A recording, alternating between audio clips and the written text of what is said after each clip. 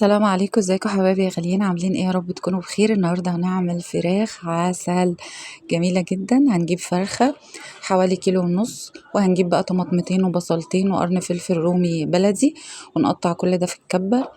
خلاص، وهحط لهم ملح وهضربهم، وهحط لهم كمان معلقه توم، وهنحطهم في مصفى. انا عايزه بس الميه بتاعتهم، طالما فراخ مشويه في الفرن يبقى عايزين الميه بتاعه البصل والطماطم.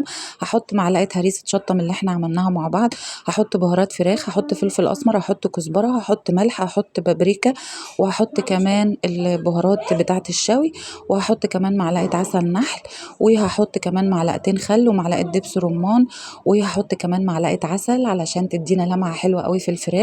ونخرم كده الفراخ من تحت الجلد كده كويس جدا بالسكينه ومن عند الورك، ونتبلها كويس جدا من جوه ومن بره، ونسيبها بقى تتبل قبلها بيوم، او نسيبها مثلا لمده 4 ساعات. هنا بقى حطيت نص كيلو لبن، حطيت عليهم كوبايتين ميه، 5 معالق صوبيا، 5 معالق سكر، هضربهم كويس في الخلاط.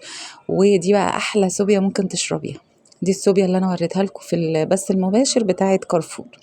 خلاص، بصوا يا جماعه الرغاوي بتاعتها خطيره. هحطها بقى في التلاجة. حشيت بقى حله كرنب كده، كانوا عايزين ياكلوا محشي، وحطيت من تفل البصل والطماطم اللي احنا طلعناه، وحطيت عليه ميه مغليه ومعلقه سمنه بلدي، وحطيت كمان شويه ملح وقلبتهم عشان ما كانش عندي شوربه.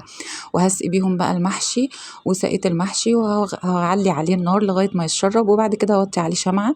حطيت هنا بطاطستين، وحطيت بقيت تفل البصل، وحطيت طماطمايه، قطعت طماطمايه كبيره، ومعلقه توم، وقطعت كمان قرنين فلفل حامي، وحطيت بهارات البطاطس، وحطيت ملح وفلفل وشويه زيت، وحطيت بقيه التسقيه اللي انا كنت بسقي بيها الايه الكرنب. عايزه اقول لكم، لو وصلتي لحد هنا في الفيديو ما تنسيش تدعميني بلايك وتشيروا الفيديو لاصحابكم وحبايبكم. معلقتين زبده كده هنحطهم على الصدر كده، هتخلي الصدر بتاعنا جوسي وتخليه طعمه جميل جدا. وجبت بقى برطمان، اي برطمان عندك ازاز، ولازم يكون ازاز، ومليته 3/4 ميه من الحنفيه عادي جدا. وربطت بقى الرجل بتاعتها كده بخيط دباره. وبعد كده هنلبسها كده للبرطمان، وبعد كده هنثبت بس الاجنحه بتاعتها عشان تطلع شكلها حلو. هنثبتها بخله اسنان كده، ونجيب بقى بقيه الخلطه بتاعتنا ونسقيها كويس جدا جدا. بعد كده هنحط حته زبده عليها من فوق، وندخلها الفرن على درجه حراره 250. هننزل الشبكه تحت علشان تخش كده وتاخد راحتها.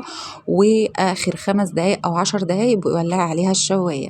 وخلاص كده جبت بقدونس كده وفرشته، وحطيت الفرخه استوت وبقت عسل.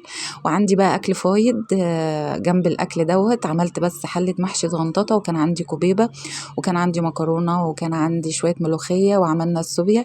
ويا رب الفيديو يكون عجبكم. بس عايزه اوريكم قد ايه الفراخ مستويه، وخصوصا الصدر يعني.